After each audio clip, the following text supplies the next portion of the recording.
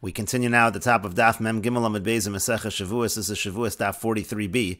On the previous Amud, the Mishnah had two scenarios essentially. One scenario is where the Malva is claiming from the Lova. What happened is the Lova gave a collateral to the Malva, and then the collateral was lost. And in the first set of cases in the Mishnah, the Malva is saying to the Lova, the amount of the loan was actually more than the collateral, so you owe me money. The Lova, he partially admits, he says he owes some of that money, and so in that case, there's going to be a Shevuot in that situation. And then there was cases at the end of the Mishnah, which is the reverse scenario, a situation where the collateral actually is worth more than the amount of the loan, and so now it's the Malva that really has to be paying the Lova. And again, in such a scenario, if the Malva partially admits a moed b'mixas, so then again there's going to be a Shevuot. And at the very end of the Mishnah said, now who is the one that takes the Shevuot? It's actually the Malva who's in possession of the collateral, because we're afraid that if the Lova is the one that takes the Shevuot and he takes a Shevuot how much the collateral is worth, and then the Malva actually pulls out the collateral and it turns out they're not worth what the Lova said, so then that's going to be a false Shevuot. So in order to avoid that, we actually have the Malva, he's the one that takes the Shevuot. And so the Gemara now asks Ahaya. So when we're saying in the Mishnah that the Malva is the one that takes the Shevuot, what case exactly are we going on? Ilema Asef, if you're going to say we're going on the end case of the Mishnah, meaning to say we're going on a situation where really it's the Malva who owes the Lova and he's the one partially admitting, so there, of course, the Shevuot is going to be on the Malva. V'teipaklei, the Shevuot gabi Malva. There you could simply say the Shevuot is supposed to be by the Malva because he's the one that owes the Lova, he's the moed b'mixas, so of course he takes the Shevuot. You don't need to give the reason why the Malva is taking the Shevuot is because we're afraid that if the Lova takes the Shevuot, then the Malva is going to pull out the Pikadon, or the Malva is going to pull out the Mashkon rather. You don't need to say that because the Malva is the one that should be taking that Shevuot. And so the Gemara continues, Amar Shmuel. Shmuel says, Areisha, we're going on the beginning cases. In other words, we're going on the cases where it's the Lova who's the moed b'mixas, but still we're going to have the Malva take the Shevuot, so you don't have a scenario where the Malva pulls out the Mashkon. V'chein Amar Rabbi Yechia bar Rav, and similarly, that's what Rabbi Yechia bar Rav says, Areisha. Again, we're going on the Reisha, the first cases of the Mishnah. V'chein Amar Rabbi Yochanan, and similarly, Rabbi Yochanan says, Areisha, we're going on the first case in the Mishnah. And the Gemara says, my Reisha, well, what do we mean by the first case? We really mean Seifa de Reisha. We mean specifically the end in that first half of the Mishnah, the latter case. And the case is as follows, Sela hilvisicha olav. Again, this is the Malva talking, and says, I lent you a Sela. The shekel hayashava, but the collateral was only worth a shekel, it's worth a half a sela, so you owe me money. V'halo omer, and the Lova says, lo kiela sela hilvisani olav. He says, no, you did lend me a sela, but ushlosha dinarin hayashava. It was worth a little more than a shekel. It was worth 3 dinarim. So again, it's a case of moed b'mixas, so chayiv. So there, he's obligated to take a shvua. And so there, the Mishnah is saying, the shvua gabe lova. The shvua over there should be by the borrower.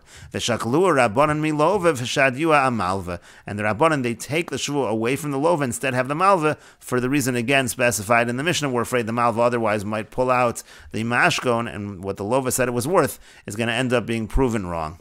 And the Gemara continues, Vahashta Damar Ravashi. Now that Ravashi said, the Kaimulan that we've established, Zen Nishba She'ena Bereshusho, that there's actually 2 Shevuos that are taken. This one takes a Shevuah that it's not in his possession. V'zen Nishba Kam Meshava, and this other one swears how much it's worth, so you can apply that over here as well. And this, according to Ravashi, you can simply say that the Malva, the lender, will swear that he doesn't have possession of the collateral. That takes care of the problem of him pulling out the collateral. And then the Lova, who's the one who's really supposed to swear, he will swear how much it's worth. And if you're going to learn like that, Hachi Kamer, this is what the Mishnah means to say, Mi Nishbat Techila, who's going to be the first one to take the oath? Mi Shapi Kadon Etzlo. It should be the person who has the deposit. The Malva should first take the Shua that it's not in his possession, because if he doesn't do that, we're afraid that the Lova is going to swear first, and then suddenly the Malva will pull out the Mashkon. Shema Yishav Azem, maybe the Lova is going to take a Shvua, V'yotzi Halo Es HaPikadon, the other one will take out the Pikadon, the Malva will take out the Pikadon, and again that will be problematic. And Rashi explains, V'hashta Damar Ravashi, now that Ravashi said, Zen Nishba v'Zen Nishba, that this one swears and this one swears,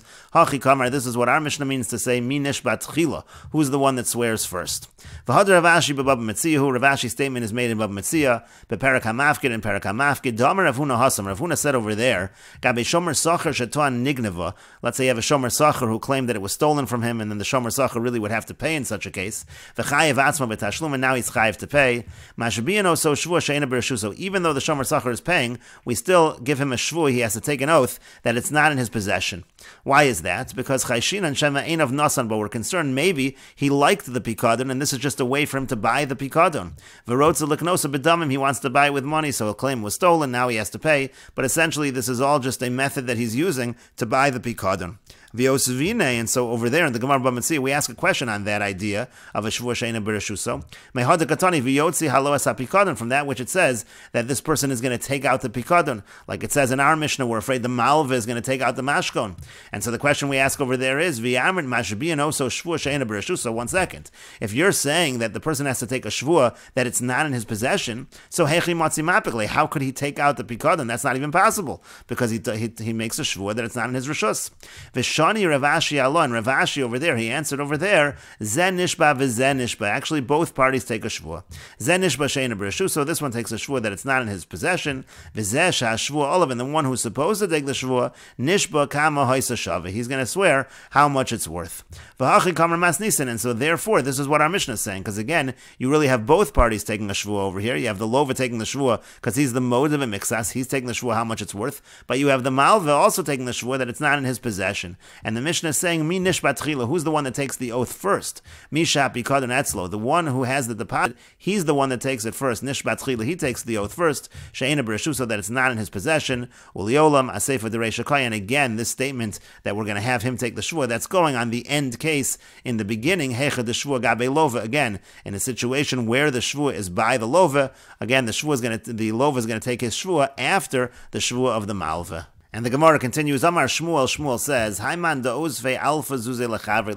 Let's say somebody lends 1,000 zuz to his friend, umoshchan le kata de maglan. He gives him as a mashkan, he gives him as collateral the handle of a sickle, which is worth far less than 1,000 zuz.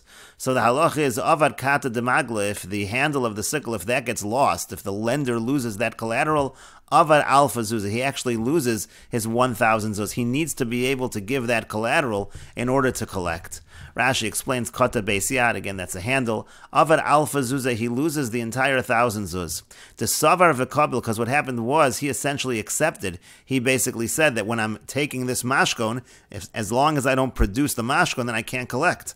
Avol kolzman shein kayamin, but let's say again he has the collateral. Al karcho go v'chovo im mil v'stamu. So then again he's going to be able to collect his debt using the returning of that collateral. If it's a mil v'stam, if it's a regular loan, stam mil v'shloshim yom, a loan. If you don't have an exact timeline, we assume it to be 30 days. V'mpirish lo zman, if they do have a debt, if they do have a time of collecting, k'sheyagi azman or yipar, again when the time comes, that's when he will pay. Now in that situation, the lova, let's say he has the collateral, the lender has the collateral, the lova can't say, well, you took the collateral, that should count as the payment.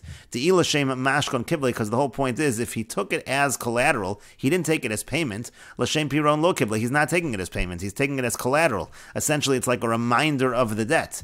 V'kevan de kible l'shem mashkon, and since he did accept this as a collateral, kol kama de lo mahadr le mashkon, if he doesn't return the collateral, lo gavi, then he can't collect. He cannot exempt himself and say, well, I'll pay you the value of the collateral, and then I want to collect my loan. He can't say that if he loses the collateral, so then he's going to lose his ability to collect the loan, according to Shmuel. And Shmuel continues, but let's say it would be 2 handles of a sickle, so then we would not say the same thing. Rashi explains, we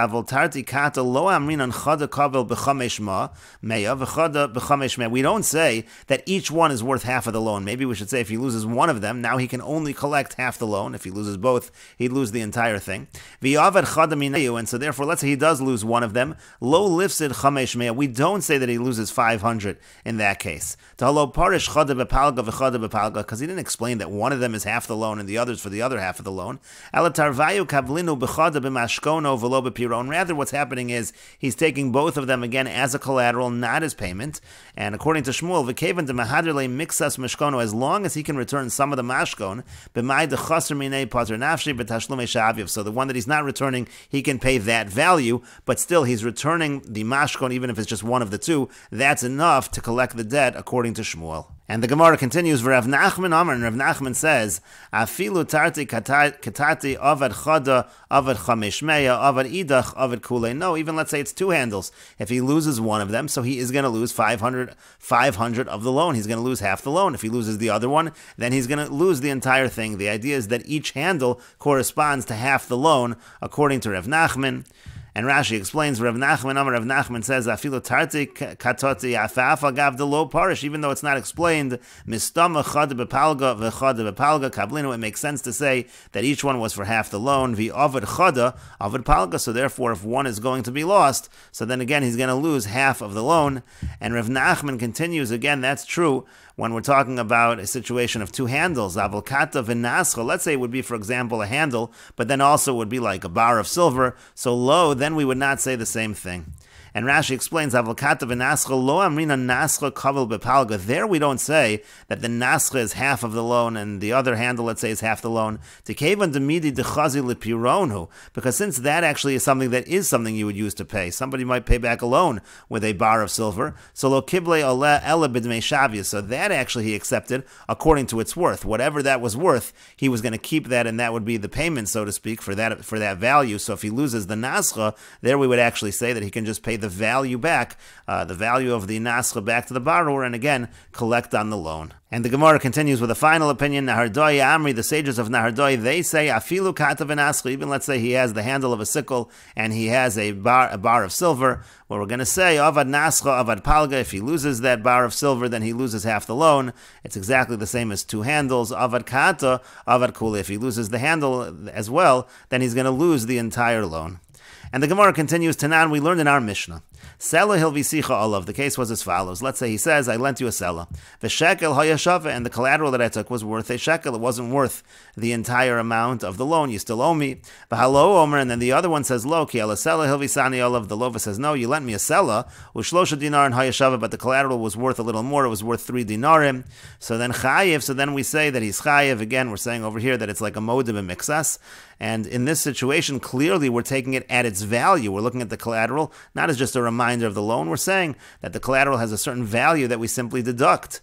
And so the Gemara says, 1 second, leim malei hakavilte. Why don't we just say that again? We should say the same thing as Shmuel. Shmuel said that automatically, if the person loses the collateral, he loses the ability to collect. And so over here as well, the lova should be able to say to the malva, you lost the collateral, you can't collect anything. And the Gemara continues and answers, Masnisin b'deparish. There's a difference between our Mishnah's case and Shmuel. In the Mishnah's case, it's when it was made explicit, it was explained. And Shmuel b'delo parish. Shmuel is talking about a situation where it was not made explicit, it was not explained. And Rashi explains first chayiv. Again, we said in the Mishnah chayiv v'lo amrinan avar kol ma'osav. We don't say just because he lost the collateral, he loses all of his money. And the Gemara explained in the Mishnah b'deparish. The Mishnah is talking about where it's explained, Eini mekablo olai ella b'achrayus dama b'shav. If he says explicitly, when I'm taking this collateral, I'm taking responsibility on the value of the collateral. If I lose the collateral, I owe the value of it, but it is not something that will make that if I lose it, I'm going to lose the entire loan. And the Gemara continues, Leima ketanoi, let us suggest that this is a machlokas tanoim. A brisa says, Hamalves chaver al hamashkon. Let's say somebody lends money to his friend, and again he takes collateral, v'yovad hamashkon, and the collateral is lost. Yishava v'yitol es ma'osav. He can take a shvua, and then he collects his money, he collects the loan. Divrei Rabbi Eliezer, that's the opinion of Rabbi Eliezer. Rashi explains, Yishava v'yitol ma'osav, Yishava sha'avdo. He takes a shvua that he lost, that it was lost. V'yitol es chovo, and then he took a shvua that it was lost. Let's assume he's not responsible. If it's lost, he's like a shomer chinam, and then he's able to collect his debt according to Rabbi Eliezer. Rabbi Akiva says, Yochel hu sheyomar lo, he's able to say to him, Klum hil visani ela al hamashkon, the money was only lent on the collateral. Avad hamashkon, so if you lost the collateral, avdu mosecha, you're going to lose your money. Aval hamalva elef zuz bishtar, but the brisa continues, let's say he lends 1,000 zuz with a document. V'hiniach mashkon biyado, and he leaves the collateral with him. So there, divrei hakol, everybody agrees, avad hamashkon avdu mosecha. If the mashkon is lost, then his money is lost, he can't collect. And the Gemara now clarifies the brisa. Hey chidami, what exactly is the case? Ida shavi shir zuzi, if the case over here is that the collateral is worth the amount of the loan, and we will continue with this discussion in the next video on Daf Mem Dalid Amud Aleph.